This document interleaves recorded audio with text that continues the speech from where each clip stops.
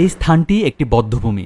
1971 সালে ইস্ট পাকিস্তান বেঙ্গল রেজিমেন্টের মিলিটারিরা নিরীহ নিরীশ্র বাঙালি জাতির উপর জঘন্যতম গণহত্যা চালায়। এই সময়ের মর্মান্তিক কালো অধ্যায়ে স্মৃতিবিজড়িত ফয়জাবাদ হিল নামে হবিগঞ্জের বাহুবল আমতলী চা বাগানের বধ্যভূমি। অগণিত মানুষের মাথার খুলি আর হাড়ের স্তূপ পাওয়া গেছে এখানে। তবে স্বাধীনতার 50 বছর পেরিয়ে গেলেও এই জায়গাটি পড়ে আছে অবহেলায়। পাকাকরণ বিলবোর্ডে মুক্তিযোদ্ধাদের নাম থাকলেও তা অযত্নে মুছে গেছে।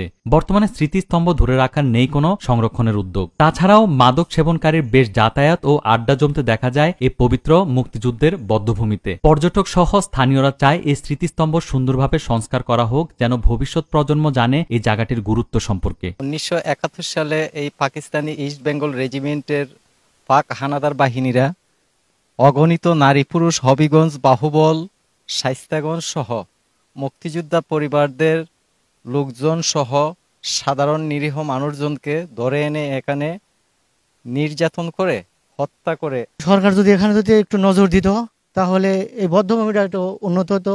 ইতিহাস সাক্ষী আছে 1971 সালে মুক্তিযোদ্ধা সহ নারী ও শিশুকে এখানে ধরে এনে অত্যাচারে ও নির্যাতন করে মেরে ফেলে পুঁতে রাখা হয়েছিল। হঠাৎ খুব কম সংখ্যক পর্যটক দেখা যায় এখানে ঘুরতে আসতে, কিন্তু অযত্ন ও ময়লা পরিবেশের কারণে এখন আগের মতো কেউ দল বেঁধে দেখতে আসে না। জানা যায় একাধিক মুক্তিযোদ্ধা সংগঠন বারবার সংশ্লিষ্ট কর্তৃপক্ষকে জায়গাটি সংরক্ষণের দাবি জানিয়েছে, কিন্তু বিভিন্ন দপ্তরে চিঠি গেলেও প্রশাসনিক উদাসীনতা যেন এই বধ্যভূমির নীরব আর্তনাদকে আরো জোরালো করে তুলেছে। আমরা এখানে একটা প্রকল্প নিয়েছি, যে প্রকল্প থেকে আমরা সেখানে একটা সাবমার্সিবল পাম্প দিব, পাশাপাশি সেখানে স্ট্রিট লাইট আলোকিত করার জন্য, ময়লা ফেলার জন্য বিন দিব। 71-এর রক্তস্নাত ইতিহাসের সাক্ষী এই ভূমি।